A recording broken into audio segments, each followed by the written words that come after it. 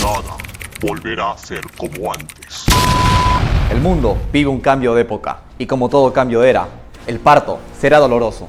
Una hecatombe provocada por la competencia entre China y Estados Unidos, y en medio de la tormenta está el Perú, país en ascenso que aspira a volverse una potencia regional en el Océano Pacífico, dado su privilegiada posición geográfica y riquezas naturales.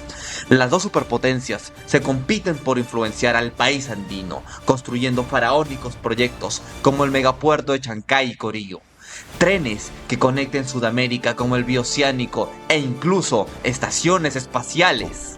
Sin embargo, parece que China está llevando la delantera sobre Estados Unidos. En este video vamos a analizar los principales megaproyectos de ambas potencias para poder entender por qué es que China está llevando la delantera y del mismo modo saber que todo esto que está pasando es un peligro para nuestras propias vidas. Y finalmente daremos soluciones a esta situación. Empecemos con historia. China siempre fue un gigante que por 1000 años se quedó dormido, pero ahora, con un gran ímpetu, pretende vengarse del occidente, el cual lo humilló durante el siglo XX, robándole territorios, imponiendo acuerdos desiguales y obligándoles a consumir opio.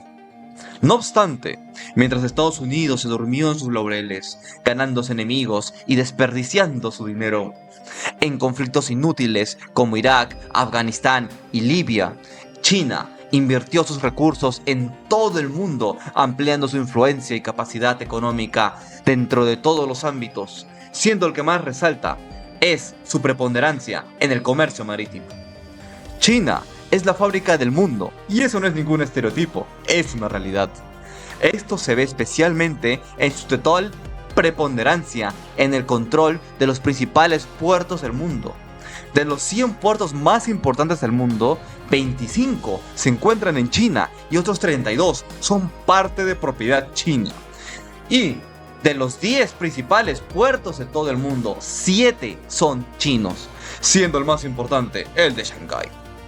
Mientras que el siguiente en la lista sería Estados Unidos, pero este solo posee a 9 puertos de los 100 más importantes del mundo, contra 57 que ya están en manos chinas. Todo esto es resultado de la gran estrategia geopolítica china. Hablamos de la ruta y la seda. Es que, a diferencia de Estados Unidos, que es una democracia liberal, la dictadura china le da ciertas ventajas. Esta es poder planear y gobernar pensando en el largo plazo para conseguir fines mayores en pos de acrecentar el poder chino, sin preocuparse por la opinión pública de la ciudadanía o de las elecciones, mientras que en democracias como la norteamericana se manejan en el corto plazo, dándole mucha importancia a la opinión pública con la finalidad de ganar las próximas elecciones. En otras palabras, China avanza sin titubear. La ruta de la seda. Entre las estrategias chinas, la Franja y la Ruta propone volver a posicionar a China en el centro del comercio internacional, como había sido siempre por milenios en las rutas de Marco Polo. Para ello, construye carreteras, trenes y puertos conectando todos los continentes con China. Y es en este contexto donde el Perú se presenta con una oportunidad sin igual en su historia. Gracias a su privilegiada geografía, situada exactamente en el medio de Sudamérica, es por ello que la asociación con China y el Perú es de crucial importancia. Además, que si bien China tiene ventajas sobre Estados Unidos en el comercio marítimo y la construcción naval, en la zona del Pacífico tiene una debilidad. China depende del puerto norteamericano de Long Beach para poder comerciar con otros países de Sudamérica, debido a que este puerto tiene la capacidad de poder recibir a los buques de mayor calado. Estamos hablando de buques que pueden suministrar 18,000 contenedores. Son llevados primero a Long Beach y luego transportados a sus destinos en los distintos países latinoamericanos, hecho que acrecienta los costos en las tarifas y los retrasos de transporte.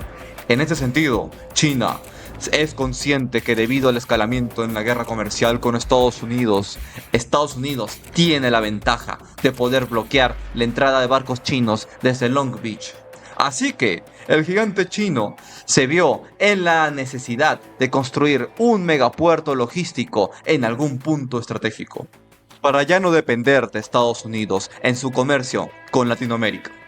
Y ese afortunado fue Perú. Exactamente, en Chancay, a unos pocos kilómetros de Lima, en el medio del país y en el centro del mismísimo subcontinente sudamericano. El puerto de Chancay le pertenece en un 60% a la empresa estatal china COSCO y en un 40%, según los medios de comunicación, a una empresa peruana, Volcán. Cosa que no es del todo cierto, porque en la realidad la familia de Jaime Bailey y la muy conocidísima Madeleine Osterling se lo vendieron hace poco en una muy buena parte a una empresa suiza llamada Glencore.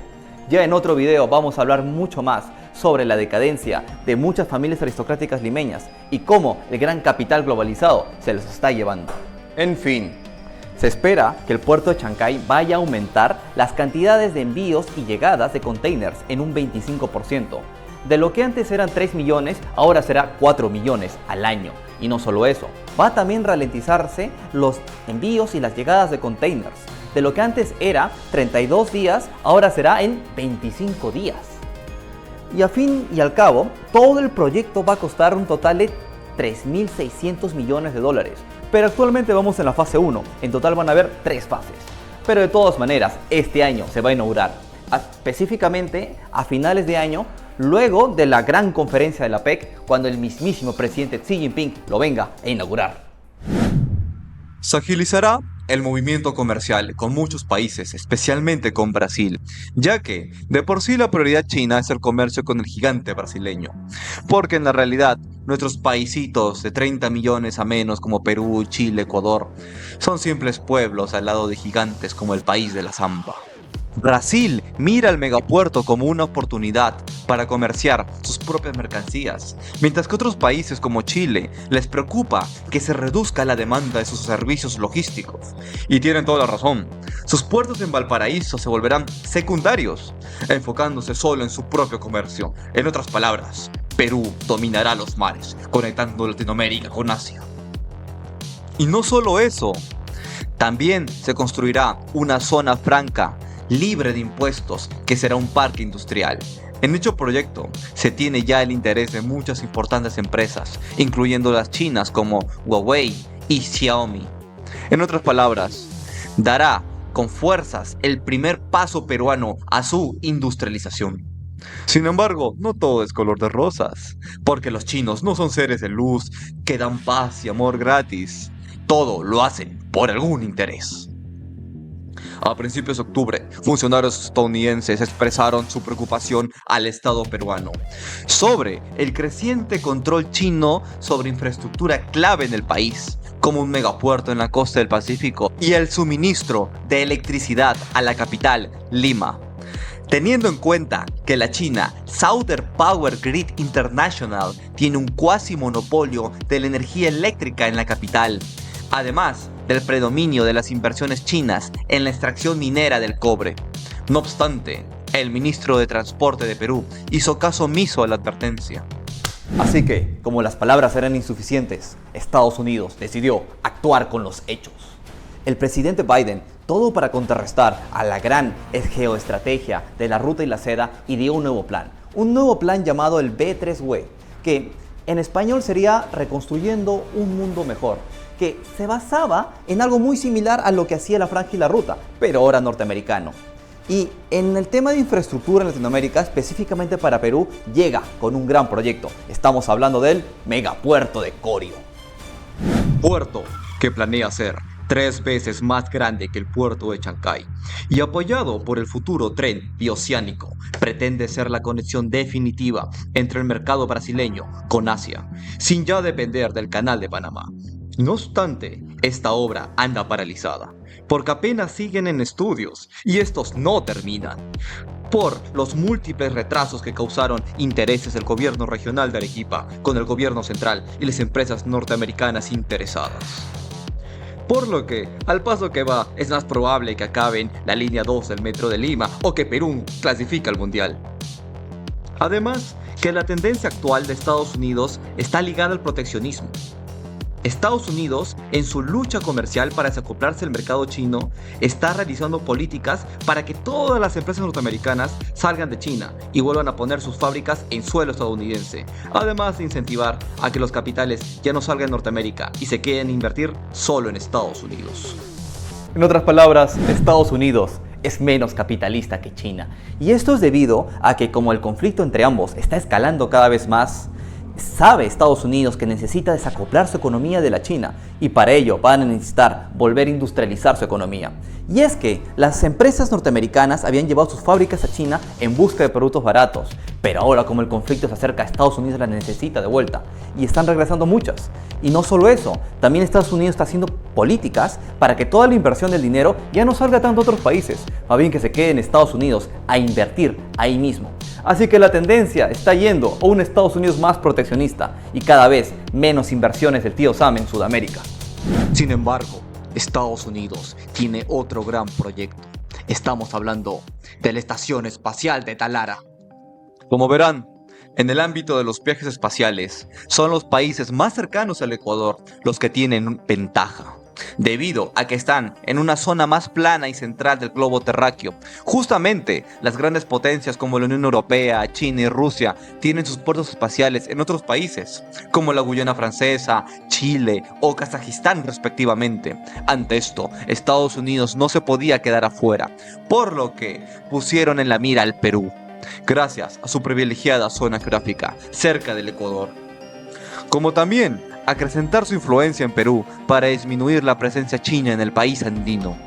En teoría, como dicen muchos diarios y canales de YouTube vendehumos, esto traerá un enorme desarrollo al Perú y nos pondría por encima de todos en la industria espacial. Nada más lejos de la verdad. Perú es un país no industrializado, incapaz de producir siquiera chips de licuadoras o fabricar motos. ¿Acaso creen que una estación espacial norteamericana se interconectará con el mercado de industrias locales? Para nada. Porque estamos en edad de piedra. Ni siquiera podemos terminar nuestra infraestructura ferroviaria o nuestros metros. ¿Y vamos a querer contribuir en la construcción de naves espaciales? Es como querer volar cuando no podemos ni siquiera gatear. Y como ejemplos hay muchos. La estación espacial en Kazajistán está concesionada a Rusia desde hace muchas décadas. Lo mismo con la estación Espacio Lejano de Chile, concesionada a China. ¿Acaso creen que esos puertos espaciales desarrollaron la industria y tecnología en sus países tercermundistas? Para nada. Estas estaciones son como islas de alta tecnología en una jungla subdesarrollada.